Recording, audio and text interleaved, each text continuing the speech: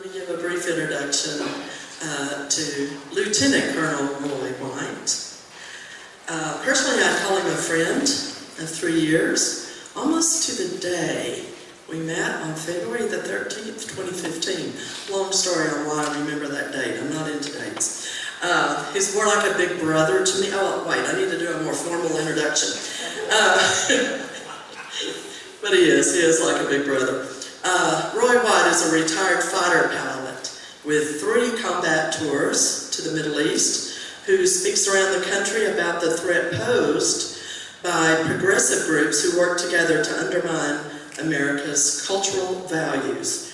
Colonel White's solutions center around speaking the truth about these ideologies while combining the power of the love of Jesus exemplifies. Please welcome my friend, Roy White.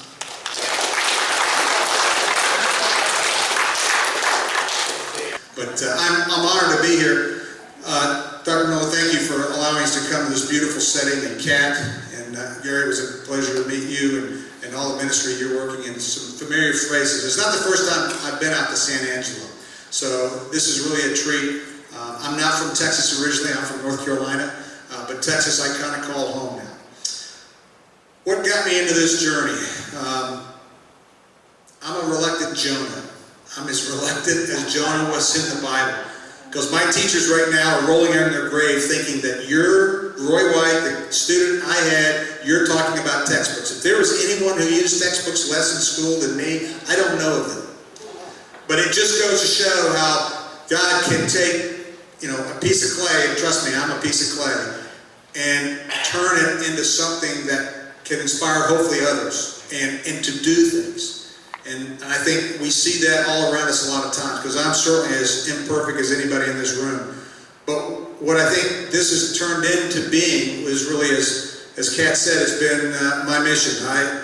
I am currently employed, but in about 14 months I go unemployed, which my wife is greatly concerned about.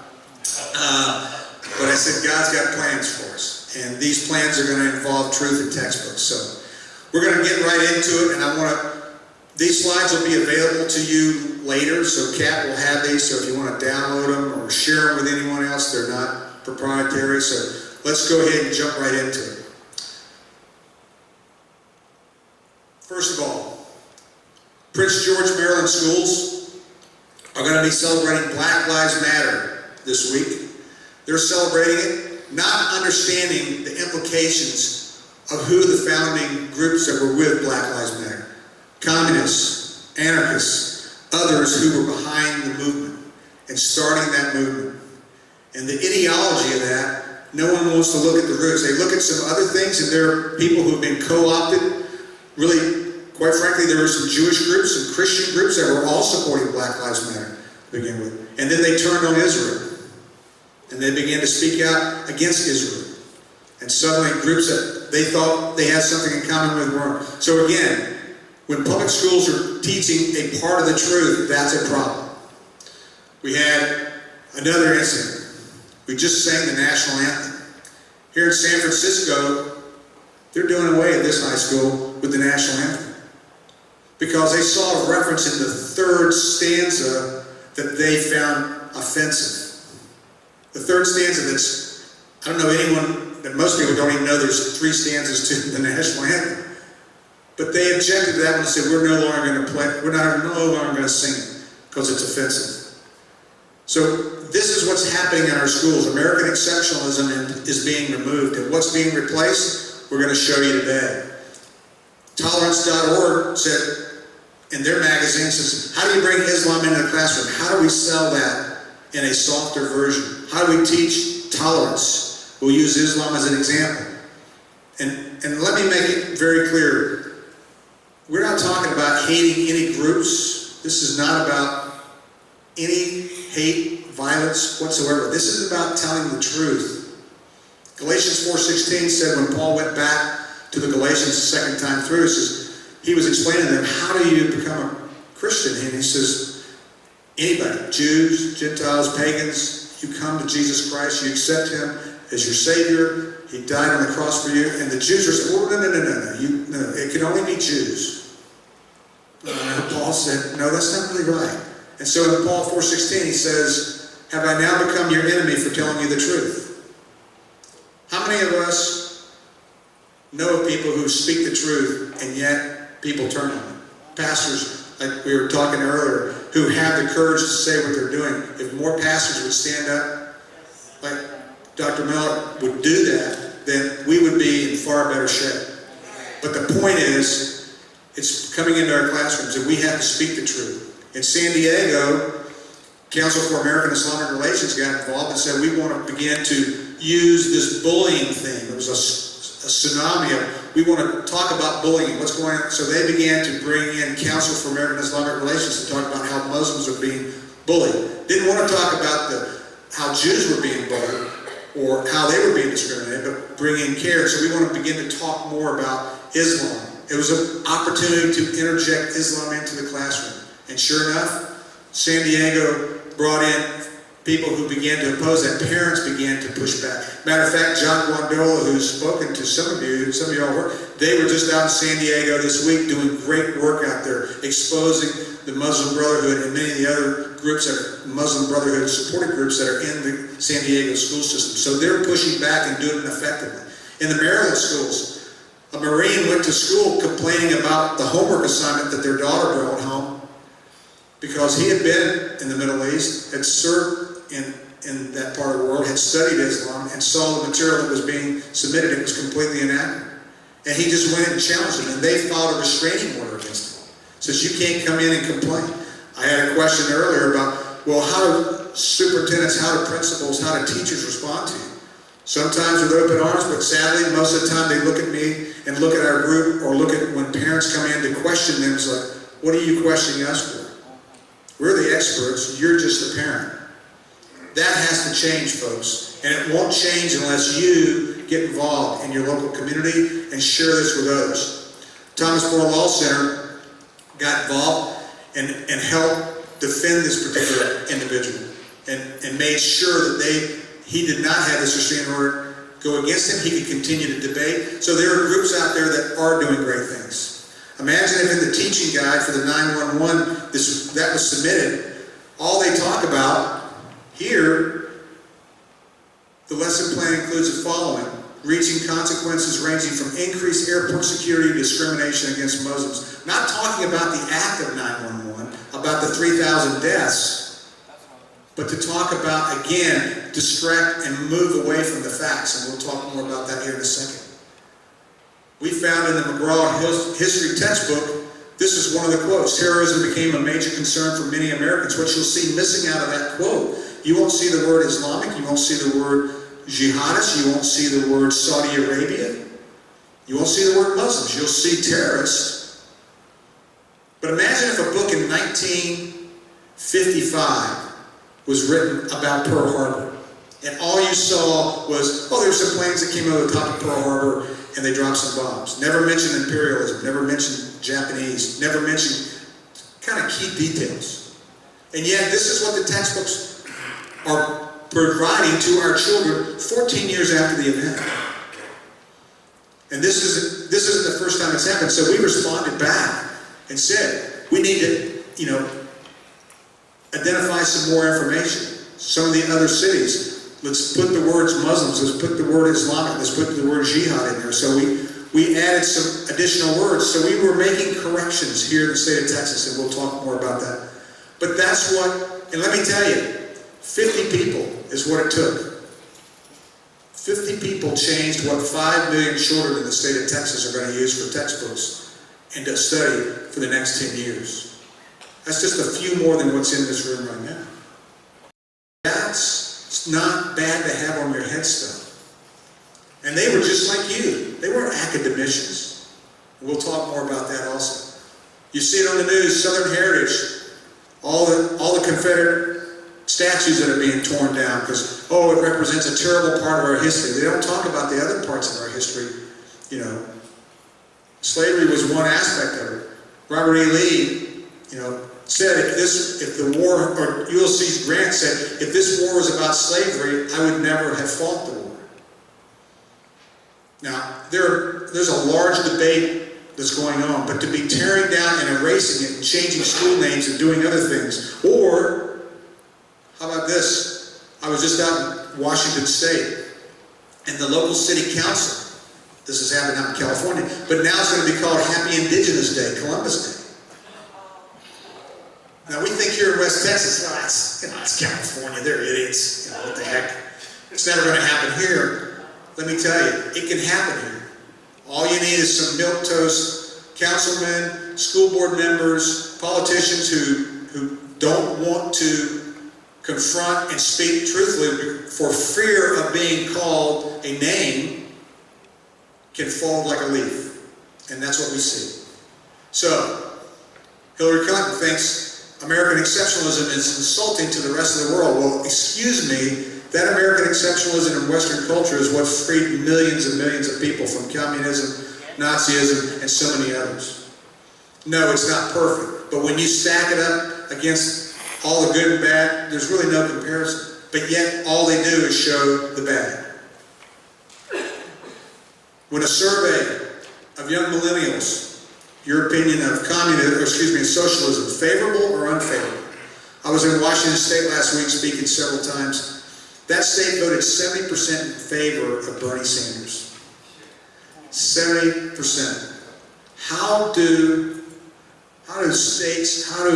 residents begin to accept socialism? Well, you stop talking about the truth about socialism. The millennials were then asked, how many viewed it favorably? 26% viewed it unfavorably. When I was growing up, we understood what socialism, communism was all about. We talked about it. We had very theoretical, we knew who Ho Chi Minh was, we knew who Mao Zedong was, we knew who Stalin was, Marx. In the survey that was done, most of the students didn't know who these people were. When asked the question, did more people die under George Bush or under Joseph Stalin? About 30% of the millennials said, oh, more people died under George Bush than under George Stalin. When they were asked the question, who killed more people, Adolf Hitler or Joseph Stalin?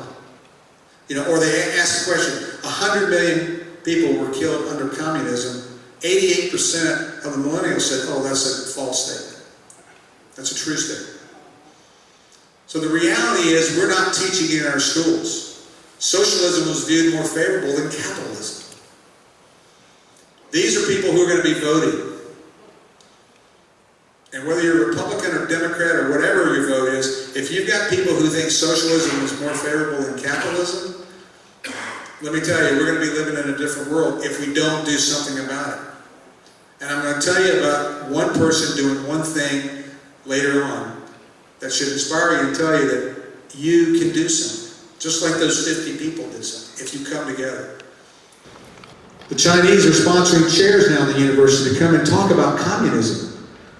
They learned this from the Islamists. The Islamists did this back in the 80s. So now China is buying chairs, sitting in the university $10 million. Come, we want to offer you an opportunity to learn more about China. And they'll give you all the softer versions, the economic side of China. But will they talk about, the one-child policy? Will they talk about how their freedoms are infringed? Will they talk about what they're doing to corporations over there right now and making them spy on the employees? Because if they want Apple and these other companies want to stay there, they've got to do that for the Chinese government.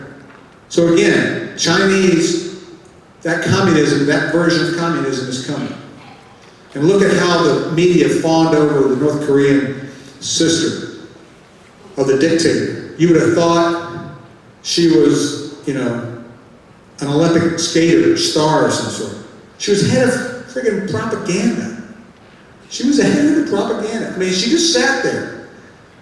I mean, whatever they're paying her is not enough. I mean, she did her job. She sucked in the media like children at a candy farm. It was crazy. But they just all thought, oh, this is okay, and we can talk to these people. You may be able to talk to them, but the results you're not going to like. And they're certainly still doing horrible things to their own people. But they don't talk about that in the classroom. They give the students the impression that all is good in North Korea. The soft selling of communism. Anybody here who ever taught school what's the most important part of the paragraph? Where do you put the information in the paragraph you want the student to remember? The first two sentences. And the last sentence, it's a throwaway. Nobody gets to that. Well, notice where this is. Communism, talking about Cuba, how great it is. Benefits, including free education and health care. It's only in the last sentence, oh, they live in a police state that limits their economic and political freedoms. That's not done by accident, folks. And that would have never appeared in a textbook when I was growing up. Fidel Castro was not exactly viewed as a great guy in the textbooks I read. Neither was Stalin, neither was Marx, those folks. And yet, in these textbooks, they're either not mentioned or they're mentioned in a way that makes you think that they were okay. We emphasize the replies to the publishers. We talked about benefits is not the correct word. You should never use benefits with the word communism. Just a simple safety tip. Don't do it. Or did they include this fact? 28.5, the rating they got for a freedom score. And this is like golf, low score wins. Or low score is very bad in this case. So they ended up being rated one of the lowest in the world for freedom and economy. So, but that's not put in the textbooks. But Abraham Lincoln had it right. What we're seeing in this generation was planted there because of what my generation failed to do. Guilty as charged. I assume that what my children were learning were some of the same information because I was raising kids. I was serving my country. We were going to the soccer games. We were coming to church. We assumed that the truth was being told in the textbooks. Oftentimes the truth was being taken out and something else was being put in. And now, some would say, well, it's too late. Well, it's never too late. I'm going to stand before my God and have to defend what I'm willing to do. Once you find out if you had cancer, I'm going to ignore it. No, you're not. You're going to do something about it. You're going to get up and do something about it. You'll walk out of here tonight with information. You have to decide what you want to do. And we're going to give you a way to get involved. From San Angelo, Texas, from around the country.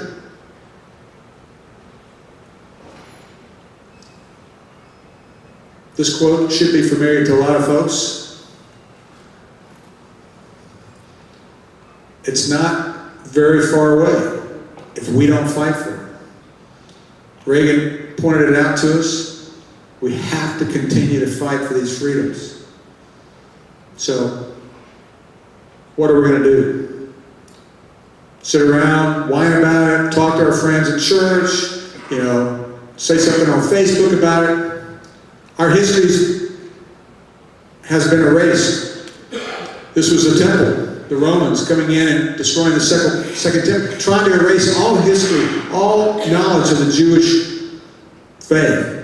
Because if you can destroy all their churches, synagogues, any of the major structures, you can begin, because look at what's happening around our country in our history. Spain, when the Muslims came in, Spain had a wonderful history, had a really extensive history. But as soon as the Muslims came in for 800 years, they ruled that and tore churches, buildings, libraries. And they'll talk about it like the golden age. But what they don't talk about is how many people were put into servitude or dhimmi. And right now the Muslims are witnessing down in Central America and South America to the Hispanics. And they're saying, you're not really Hispanic.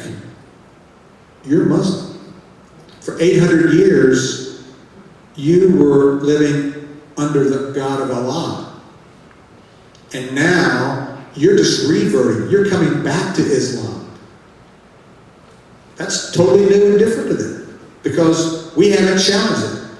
We have a friend that's working with Hispanic ministers to let them know about how to defeat that, how to explain that. But this is what history does. If you erase it like the Nazis tried to do with the Jewish in the Warsaw Ghetto, trying to again to erase it. And then finally, most recently, we've seen it happen with ISIS, where they've just blown up statues and all kinds of history. So, this was in a letter that was sent to President Obama in 2009. It was sent to him by this man, someone you may vaguely remember. He was a notorious The Jackal. There was a movie made about him, but more importantly, he was involved in some of the most horrific terrorist attacks in the late 60s, 70s, until he was arrested in the 80s. He served in prison for life there in France, but in 2006 he converted to Islam in prison. And he began to see how these two ideologies, Islam and Marxism, can work together and bring down a country. Because Marxism, communism, just didn't have a religion attached to it. That was the flaw of Lenin and Karl Marx. If they had put a religion to it, it would have been far more successful. But they did. But the Jackal realized that. So in 2013, I was in San Antonio, and because of some circumstances, I was asked to go ahead and begin the process of trying to establish a review cycle. Textbooks in the state of Texas come around every 10 years at different cycles. November of 2014 was when the books were going to be approved. So we knew starting in October 2013, if we were going to have an impact, we needed to get on the Ferris wheel at the bottom of the wheel. So we began to recruit people, and that's when the Miracle in Texas began. We transitioned after that success into a national event, and then we'll talk about how you can help. It started in October 2013 when I reached out to Pat Blair in Houston and Dr. Sandra Alfonsi, who lives in Pennsylvania. Now, how do we do this? Conference calls, we communicated over the internet, met, talked. All of this, the power of the internet. The power of the internet can be a plus or a minus. In our case, it's been just a wonderful gift to be able to bring people from all around the country. And what was our mission? Our mission was this, real simple. We wanted to identify factual errors, imbalances, omission of facts, opinions disguised as facts. How many times do you hear that happen? Yeah. And then identify all the PC-themed content that we saw in the textbooks, and there's a ton of it. Because it's an agenda-built textbook, not just in social studies. And all we did, we looked at U.S. history, world history, geography, U.S. government, and world cultures. We didn't look at language arts, we didn't look at math and science, but all of those books are bad too. Are there other groups that are doing that? Yes. But no one on the level that what we're doing, on a national level. So, our mission, we wanted to put truth back in the textbooks. We looked at all the topics, global warming, climate change, all the other things, American history, Cold War. We weren't just looking at, a lot of folks who have done reviews in the past have done a specific theme, either a religious theme or military theme, Israel and Palestine, whatever the case. We were looking at all of it. Now you think, well, you don't look that smart. Well, you're right about that. I'm not going to win a lot of money on Jeopardy. But let me ask you this. Because in a minute, we're going to see if you can be a reviewer or not. If someone was to tell you, hey, when you drive home tonight, don't run across any nails in the road. You got to look at it and say, holy cow, I can't do that. They're too freaking small.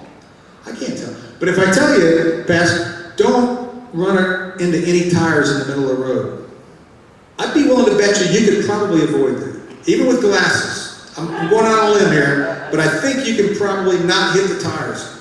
We're talking about tires in the road. Big tires. Because they do the same things over and over and over. Because they think you're stupid. And if you say the big lie enough, it becomes the truth. And that's what they're doing. So don't sit there and tell me, oh, I could never do that. Wrong answer. So, we got volunteers. Anybody here heard of the Gablers? The Gablers were a group called Education Research Analysts. They used to go to churches all around the state of Texas and even outside the state. A husband and wife team that in the 50s and 60s went out and they were revealing what was wrong in the textbooks, particularly from a Judeo-Christian standpoint. Well, Neil Fry, who was a young intern with them in the late 60s, he was the first gentleman I went out and visited, out in Longview, Texas.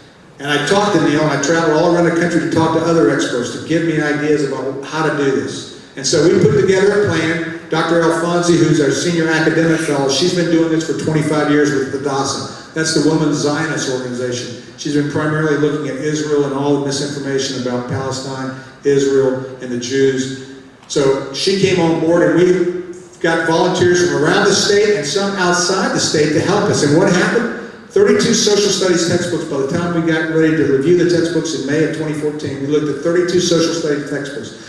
Admitted publisher, they pulled their textbooks as soon as they realized someone was actually going to look at it. They said, we're out of here. This is not going to be good for the home team. So they left, picked up their marbles and went home.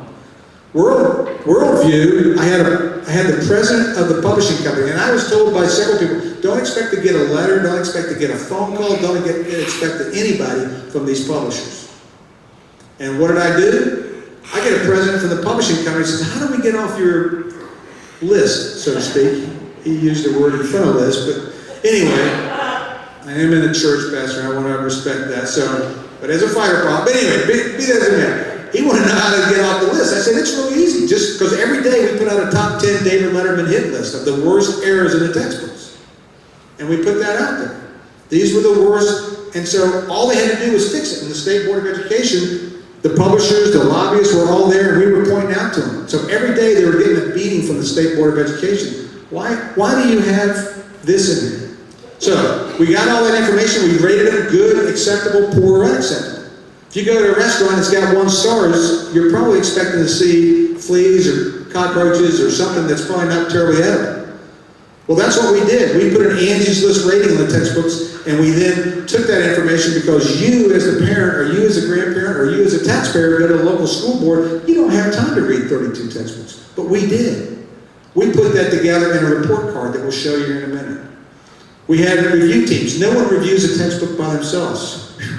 That's a good thing. We have a team of people that are doing it, working with you. You and one other person review half, and the other 2 people review the other half. We gave you training. We let you go through a mock review. And then we had subject matter experts that looked at the material after you made your report and defended it with your partner, then they looked at it. So you were not going to go out on a limb and have to say, hey, this is right or this is wrong. Someone else could be looking over your shoulder. And then the best part, you never have to get beaten up by the media. That's my job. So when I got asked by the State Board of Education, by one of the Rhino school board members there, he said, well, what are your qualifications? I said, well, my qualifications, I'm a high school graduate, I'm a fighter pilot, I'm a Rotarian, and my mother breastfed me. And I said, none of that makes any difference. All you need to do is look at the textbooks and our reports, and if our reports are wrong, then we'll fix it. But if our reports are right, then you need to fix your book. And all these other people who are lined up here to testify, they're going to say exactly the same thing. Because that's the bottom line. It doesn't matter what my qualifications are, it matters what's on the piece of paper. Because they want to diminish you that you're not smart enough to do this. Because they had all the PhDs and all the other folks that were all lined up, talking in very 35,000 foot elevation stuff. We went to a page and paragraph, and we'll show you here in a second. Keys to our success, it's our volunteers. These are some of our volunteers from Florida, volunteers from Washington State. We're growing. We've got nearly 200 people that we've trained since 2013. People just like you. We've trained them from their home, and they're reviewing textbooks. Tomorrow night, I'll be talking to 28 of them that are helping us in Florida. And most of those people don't live in Florida. Why? Because they're all our children. Because those are the books that go in Florida may very well go to the same states in Kentucky or Iowa. Because Florida is the 3rd largest purchaser of textbooks. What do you have to be? You got to be dedicated, trainable, working with others, some computer skills. And I'm not talking about, knowing the difference between apples and PCs. I'm saying if you can read an email, if you can upload a file, if you can download a file and do word processing, bingo. That's the first step. If you can do that, and you'll see some of the other things, you got to love a history. You don't have to be well read. Most of our people do not have social studies degrees. And that's what's not required. You don't have to have it. If you got it, that's great. Because we're looking for tires in the road. Looking for big ones. Some of you are not surgeons, but how many moms out here have diagnosed some pretty basic things? Okay. And dads occasionally. Not that I ever did that. My wife would tell me I'm lying. But she knows an awful lot about health. And she's never been a nurse or anything else. She just knows. So, here's the key to our success, and I won't ask you to read this, but this is our template. And why this is important is because on this side here, this is the page and paragraph. We referenced it specifically. Then we put the quote of what the error is. Then we put what the type of problem, a half-truth, omission of fact. And this is important for us to train our folks so to get their eyes reading critically. When you walk into a dark room, you can't see much.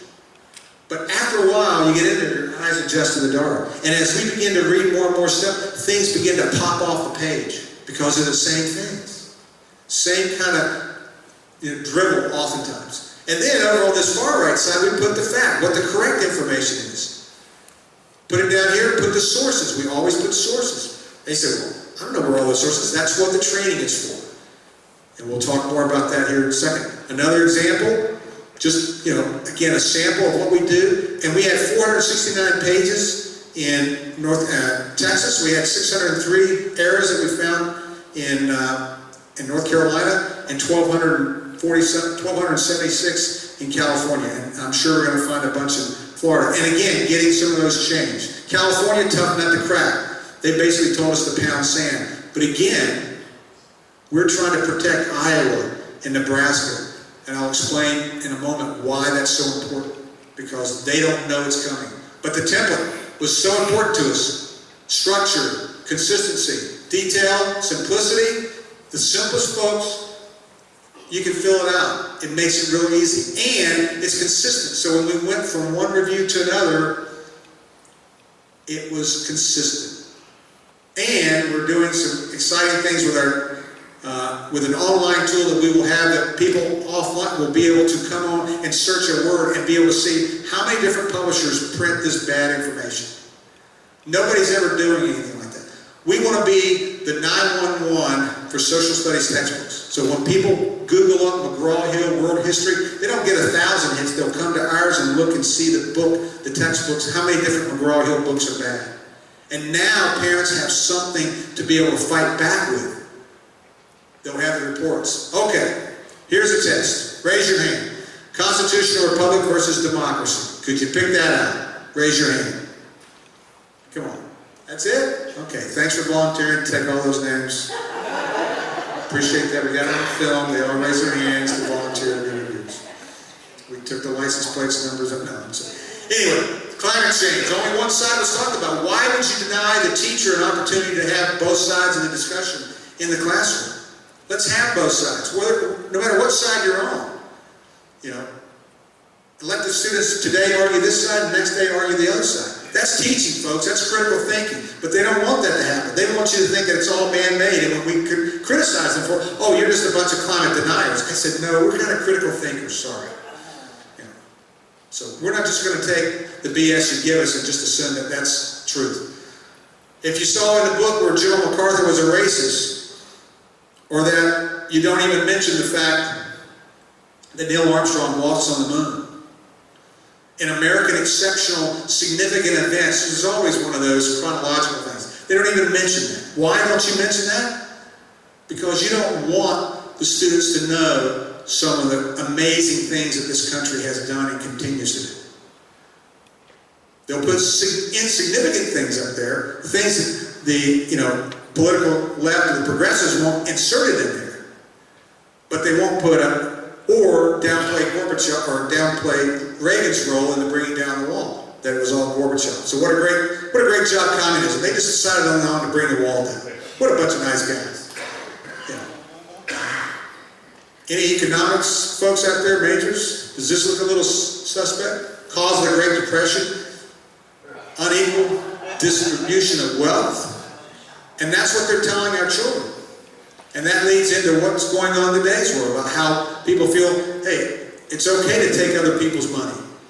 The government does it all the time, so it must be okay. Imagine if your 5th grade grandchild or child came home and said, Granddad, I just had a chance to talk to my online mentor today. At school? Yeah. Online mentor. Well, who is it? Chuck? Well, who's Chuck? Oh, I don't know, but he sounds really nice. Cengage, the State Board of Education, all of their heads turned on a swivel at once, and they looked at the Cengage publishers. Who's at the end of that? We don't really have, we'll get back to you on that. No, you won't get back to us. You'll take that out of the book, and we're not going to buy those books. So they didn't buy those books for one of those reasons. Weaknesses of the electoral colleges. Constitution is a living, growing document. They want it to be a living, growing document. That way they can change it to win or disregard your rights, Second Amendments, whatever the rights may be. And, again, suggestive leading questions in the teacher's edition were very prevalent. There's an agenda that's built into the teacher's edition oftentimes. Yes, the Supreme Court is making laws. Is it supposed to? Not by the Constitution, but they're teaching the kids that that's the way it's supposed to be. So when they see the Supreme Court doing stuff, they don't get upset about that. Well, that's what they're supposed to be. That's what we were taught in school. Here's a climate change discussion. The current cycle of global warming is changing the rhythm of climate, but that first sentence is what gets me. It's easy to get depressed about climate change. Why should you ever tell a fifth grader it's easy to get depressed about anything? Why are you having them feel that emotion in there? They've got enough things to worry about without you telling them, oh, feel the burden of climate change. Go home with that. So, here we have, and this is one of my favorite ones. I said, if you were selling books in Iowa, this might have been possible. But you're coming to Texas, and I live in San Antonio, which is just north of the second largest shale oil find in the history of the world, and they don't know when we're going to run out of oil, but I can tell you it's not going to be 2020. At least with 2030, something. Because the books are going to be expired. By the time we get new textbooks, it'll be past 2020. I said, that was ludicrous. And yet, they didn't think anybody would be looking at it. Well, we did. And we called them on it. This is another one about Islam. Ottomans were Muslim and they spread Islam throughout the empire. They were known for their religious tolerance.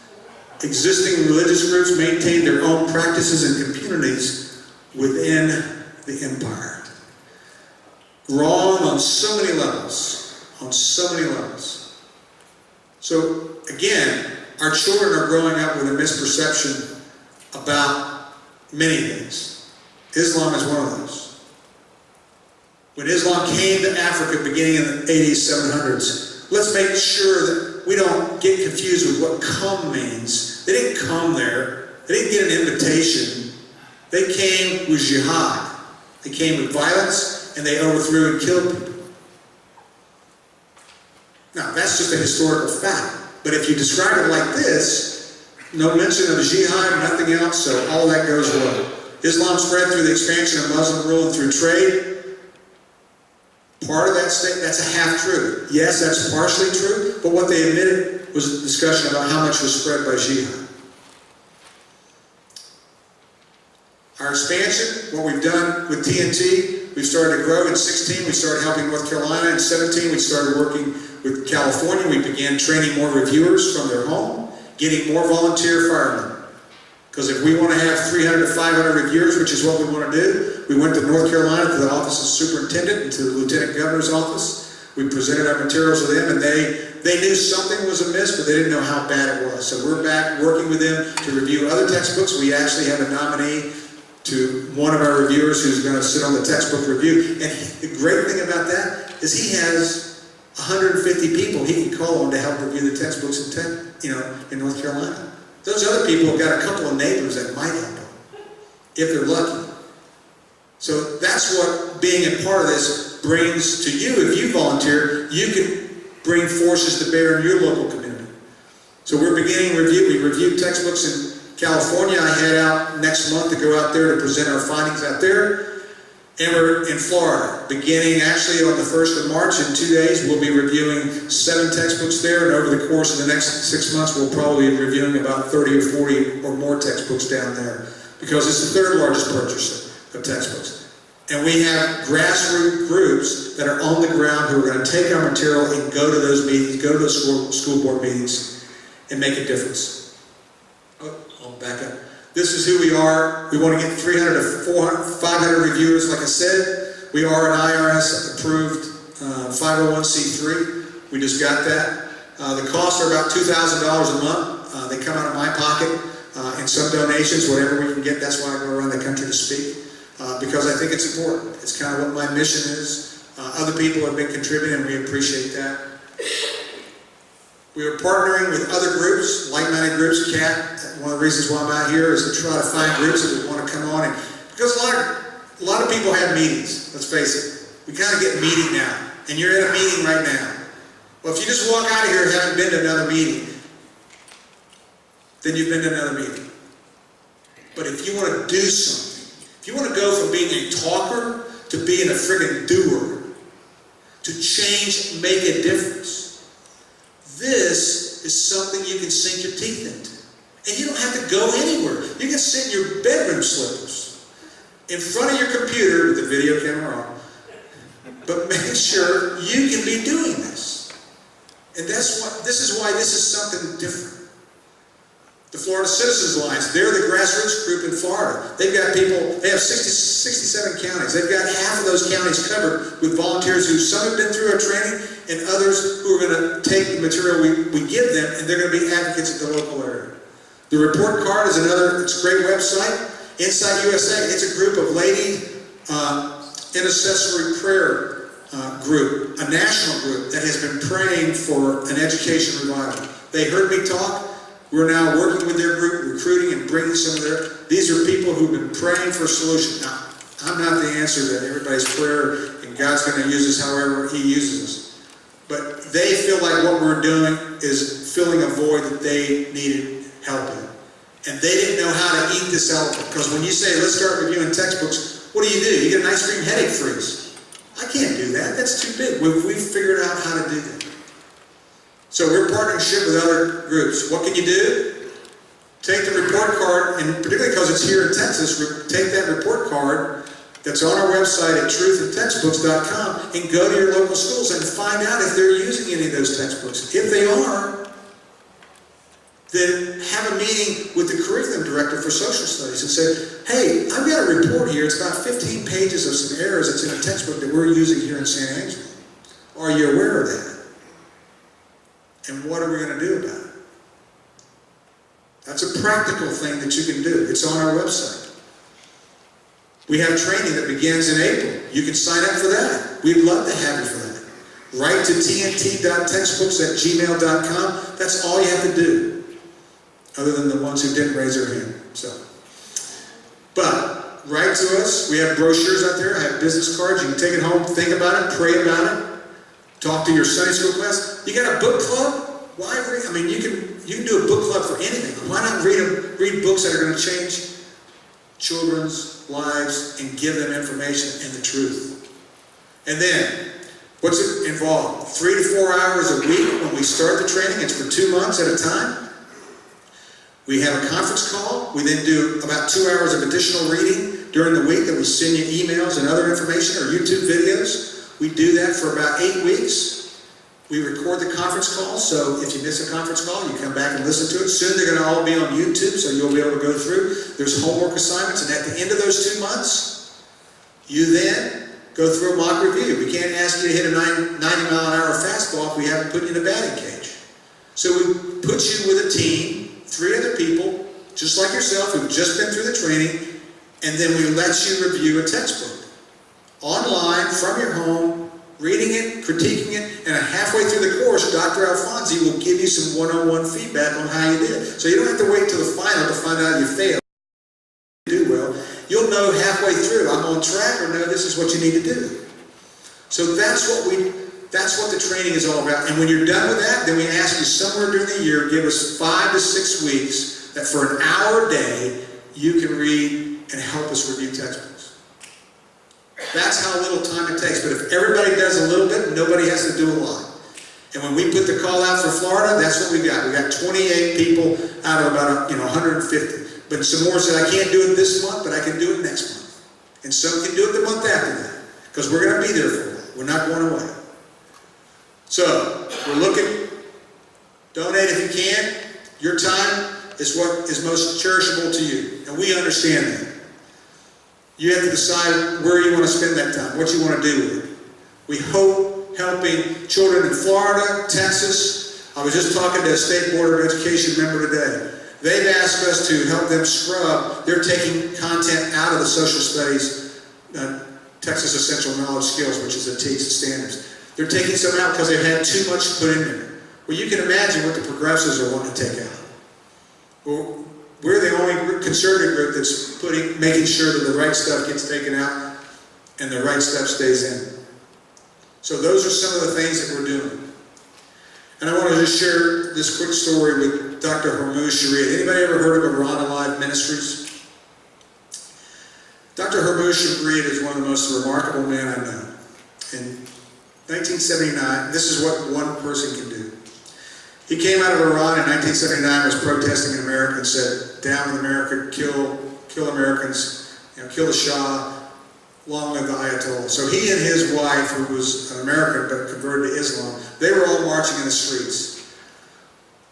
Well, when that was over with, he came to the United States to get his PhD. And in the course of being back here in America, he began to be challenged about Islam. And he was going to read the Bible to show all of his other American friends why, Islam is the go-to religion.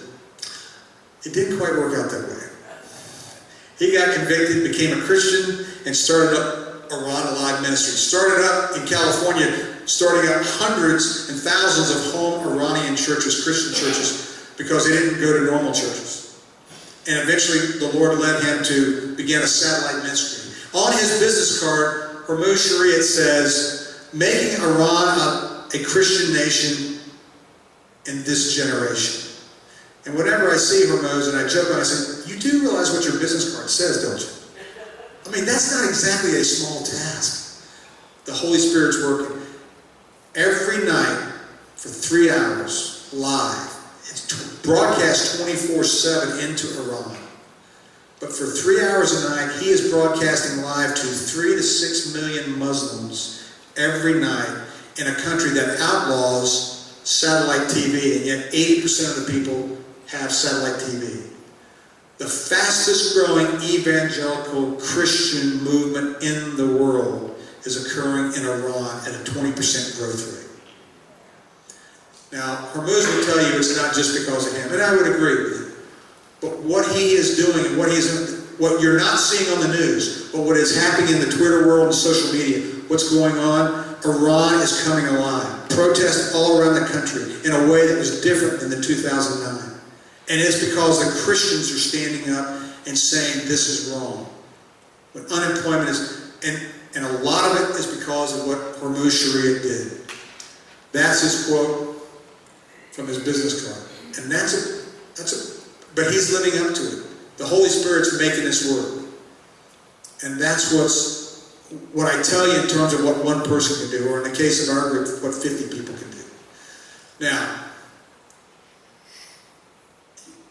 I love this quote. We can all say it's not enough, we can't do enough. We can do what we can do. God's given me the ability to be able to travel around the country, to fly around the country, to do that, and to be able to speak, and to be able to tell people. I ran a nonprofit before called Snowball Express that brought the children of military fallen heroes from all around the world who had lost a mother or father since 9/11 and could bring them all together for 4 days, all expenses paid. I was a reluctant Jonah in that because I had never run a nonprofit. But that showed me, and what Hormuz Shariat says, if you're doing a little bit, you're doing a lot in the name of God's name. If you're willing to step out of the boat. If you want to walk on the water, you got to step out of the boat. And that means you have to have a little bit of faith. The only thing necessary for the triumph of evil is for good men to do nothing. When I face my Lord, I don't want to say I was doing nothing. Or as Patton said in the movie, I don't want to have to tell my kids I was shoveling something down Louisiana when we were fighting the war.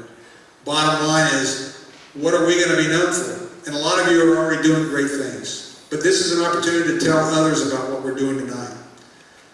Now, before I get into questions, I get this question on how do we get to this point, particularly from an Islamic standpoint? Very quickly through this, and I'm just going to briefly go through this, but in 1975, the Saudi Arabian government came with a potload of money coming to California to the Stanford Research Institute says, we've got a problem. The Middle East, Islam is viewed very negatively. Israel is viewed very positively. How do we fix that? So what they did, Stanford Research Institute said, we'll come up with a business plan. And we'll come up with a business plan and see if you want to pay $6.4 million for it. And this is what you need to do. First of all, you need to start sending as many of your college students over here to get their master's and get their doctoral work. So in 1980, you start to see a flood of Middle East students coming to the United States colleges and universities and begin to appear and begin to take graduate studies in international relations, Islamic studies, religious studies, international business, whatever, political science, whatever they could get those soft sciences. Now, many of them got hard sciences, but they started to work on these. And what are doctoral students and what are master's students doing? They're writing thesis and doctoral dissertations. That means there's research involved. And who was funneling that research? The Saudis. They were beginning to rewrite history, but it wasn't in the textbooks yet. We'll get to that. And they said, the second way is you come into Stanford University and say, we're going to give you $10 million to set up a Middle East Studies department here, and we'll give you $10 million and we'll provide you the professors, and we'll provide you all the content, and we'll even bring some of your students over to the Middle East and Saudi Arabia. What college university president is going to turn down a $10 million grant? Not many. And that's exactly what the Chinese are doing right now, oh, by the way.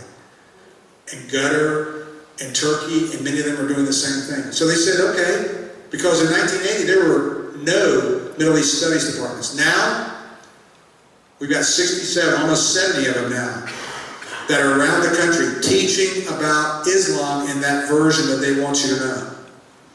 Not necessarily the truth, and this isn't hateful against Muslims or anything else, because I have friends that are Muslims. But the reality is they don't talk about the history of Muhammad and who he was. And so sure enough, and you had the Muslim Student Associations, which, as some of you have heard John Guandola about the Muslim Brotherhood. They helped start the Muslim Brotherhood, or Muslim Student Associations here in the United States in 1963. So they already had this network. So the third step was, you got to take these dissertations, all this content that these new students have been writing about, and you've got to funnel it into the publishers. So let's come up with those think tanks. So what do? They started writing about Holocaust revisionism, delegitimization of Israel. That's what the doctoral dissertations became a part of. The Arab-Israeli conflict, how the Palestinians have been oppressed throughout the years, how they've been, they were originally there before the Jews. All of these things began to be written up in these dissertations. Pro-Israeli bias in the media, on Wall Street. All of these research topics began to be funneled, and Dr. Samuel Alfonsi, who's our senior, was the person who did all this research and found this was going on. And sure enough, the influence with the publishers. Saudi led the way. As I said, other countries have come in since then. And in California, remember I said it's the largest purchaser of textbooks? You don't have to go to Iowa, you don't have to go to North Carolina, you don't have to go to any of those states. California is the most liberal, multicultural state in the country. And if they can sell a book and create a book in California, guess what the people in Utah are going to buy? Guess what the people in Arizona are going to buy? They're not going to create a book just for Arizona. They're going to take what was off the shelf. So by getting the books into the California system and using these Teachers Curriculum Institute, one of the books we reviewed is by the Teachers Curriculum Institute, and it's full of errors. Not just on Islam, but a lot of other areas. The Arab World and Islamic Resources, and then the Council for Islamic Education, which was directly started as a result of the Muslim Brotherhood intervention there. So all of these think tanks began to put this information out to the publishers, say, take out this stuff about George Washington and put this other important information here about how Muslims were so important to the creation of America. Or when you're talking about the Barbary Pirates, make sure you don't mention that it was Muslims. That we were paying 20% of our gross national product to the Barbary Coast countries before Thomas Jefferson came in. And we were doing that because we didn't want to be attacked by the Muslim in North Africa. So those kind of historical facts. So sure enough, today it continues with Qatar, Libyan, and other Muslim Brotherhood connected groups. So that's a real quick discussion about Islam, the progressives, how they got involved. That it goes on for another discussion. But for tonight, I want to open it up and say thank you again to Kat. Our friendship goes a long way. I mean, it's just, and John, her wonderful husband, who sits quietly in the back, who's always there to support. It's like my wife, who does the same thing, so I'm very thankful. And again, so I think Kat's going to take it over, and I'm going to go out and get a little drink of water, and then we'll come back. If you got a question, just head over to the microphone. If not, no worries. Yeah. We won't ask you any history questions, I promise. So, go right ahead, young lady. If you got a question for me. Calling me young. It's okay. Okay, I'm an English teacher. Thank you for your service. You're welcome. I drive about 140 miles a day to work and back home. Why are y'all not looking at the ELA books? Because the textbooks there feed directly from history. They have the background, they have everything that is included in the history books, and the timelines, the articles, and there are articles from Time magazine, from U.S. News and World Report, all of the liberal magazines. So how can we get that involved in this process? Good news. What the process that we have in place for truth in textbooks, for social studies textbooks, is repeatable. It is doable, the process, the training, all of that is, we can replicate that for math and science, language arts. Now, why don't we do that? Well, I usually answer it, Kat knows this answer, I like the wife I have. And if I come home and tell her that, hey, I'm now going to do something that not only consumes what I'm currently doing about 30 hours a week, I'm going to do something now that's going to consume another 30 hours a week. So I would be voted off the island, and I would have to be looking for another spouse. But honestly, I just got into textbooks for social studies. Not because the other ones aren't important, because I get that crowd. We've got people who are going through our training, though, that are interested in science and math. Matter of fact, the people down in Florida. And so they want to learn our process, and then you have to find a subject matter expert. So if you're volunteering to be the language arts subject matter experts, we can talk afterwards. But someone who has to review all the reports as they're coming in. Because that's really what it takes. Recruit people, train them in what the common errors are, and then have subject matter experts who can review what the reviewers are doing, and then you can do exactly what we're doing. And you can do that for math, science, again, language arts, ELA, all of those subjects would be possible. So because I get that all the time, it's just only so much that we can do. But thank you for your question, and thank you for teaching. Holy cow, 140 miles a day, that's dedication. That's also West Texas, so I know a lot of people trying long distance out here don't think squat about it. Yes?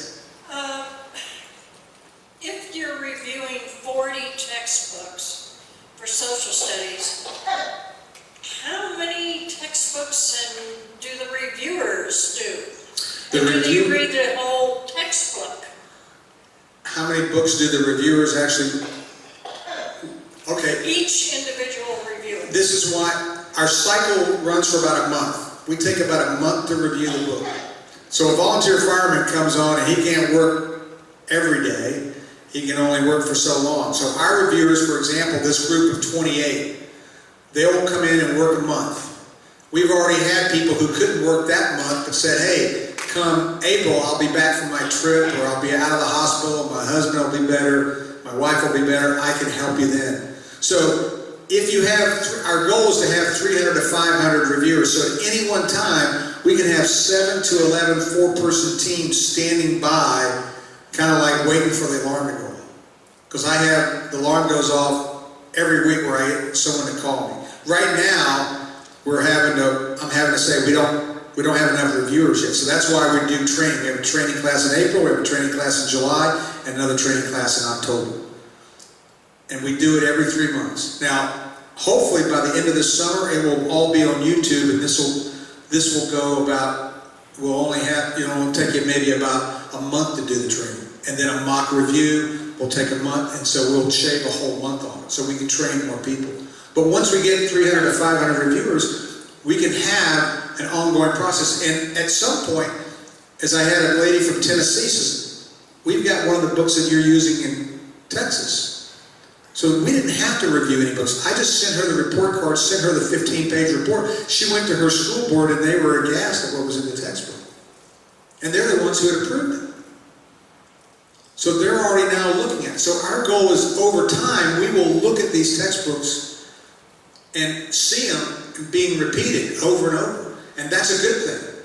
But you've got to start somewhere. And if we just throw our hands up and say we can't do anything, because that's what the publishers want. They want us to give up. But we're going to be there every friggin' time they show up. No, that doesn't really answer the question. Okay. Maybe I haven't worded it correctly. Reading an entire textbook sounds intimidating. They read half the textbook. Two people read half. These two people read half the textbook. The other two people read the other half. Those two people then, at the end of their review, after about 3 weeks, they sit down over a phone call or online and debate, these are the errors I found. No, these are the errors I found. So they have to defend their positions. And then once they do that, they compile their report. The other people compile their report. And they compare notes. Did this get covered? Did this not get covered? So there's it's a community process. So because this is important. Most people, when they come in and review, it's one person reviewing a textbook. We can say there's at least 4 and sometimes as many as 5 or 6 people looking at a textbook that can see. So there's no one person's bias that can influence, we just trade our biases for the publisher's bias.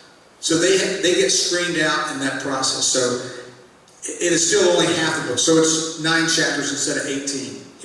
300 pages instead of 600. It's still a daunting task. But again, we teach you how to read critically and to see the obvious trends that are coming up. Does that answer a little better? Yeah, so would you have to be trained every single time? No. Or is it just a one-time No, it's a job? one-time training. No. And then you finish up one textbook and you move to the next? No, then you take, hey, I'm gone. I'm out of here. I'm gonna live my life. I'm gonna go do something for a while. And so a couple months later, you're getting the itch to want to do, or we put the word out, hey, we're now going to be in Washington State, which someone might, and so now other people can. So again, we ask you to at least give us 6 weeks during the year somewhere that we can count on it. That to say, you may not be able to do it this 6-week period or this one, but somewhere in this year, you can give us 2 cycles to review 2 textbooks for the year. Okay. Over the course of 3 weeks. Okay. So if you can do that, then we want you on. And by doing it, going through the training, people who've been through the training, they can go to their local school boards and they can, even on their own, when they're not helping us, they can now begin to ask the questions. I was talking to one of the ladies out front. You go to the local school board, it is a requirement in the state of Texas that the local school has the TEKS and has their standards, published. They're supposed to be published easily for you to find. But if you walk into the local school district and ask what they're teaching, what their curriculum, it's probably not very transparent. And when we go and when we take this report card, when a candidate is running for a local school board and he begins to say, I'm not going to pay any attention, well, you just remind him, well, when you run for office next time, I'm going to tell your opponent that you voted for books that had this information in them. That's terribly wrong. And you're giving my child a prescription that is making them sick. And if a doctor did that, or a pharmacist did that, they'd be out of a job, and you were going to vote your butt out of office. So think about that before you blow me off and think, oh, you're just a parent or you're just a grandparent. You're an elected official, you work for me.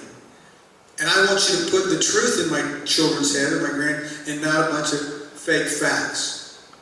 That they understand. Any other questions? Well, again, Kat, thank you so much. I want to say thanks. Beautiful setting here. Love coming back out to San Angelo. You really are blessed to have someone like Kat here doing what she's doing. I know you all know that. She is a dear friend of mine. She doesn't owe me any money, so I'm not saying this because I want her to pay me. but I really, she is a dear friend, and you know, more people like Kat, and in this world would be, you know, a better place. But all of y'all, she speaks so highly. Every time she comes to San Antonio, she speaks of all the folks out here, and you are living in God's country, and you're very blessed. So thank you again for having me tonight, and it's been my pleasure and honor to be here, and happy to come back anytime. Kat, I'll let you close.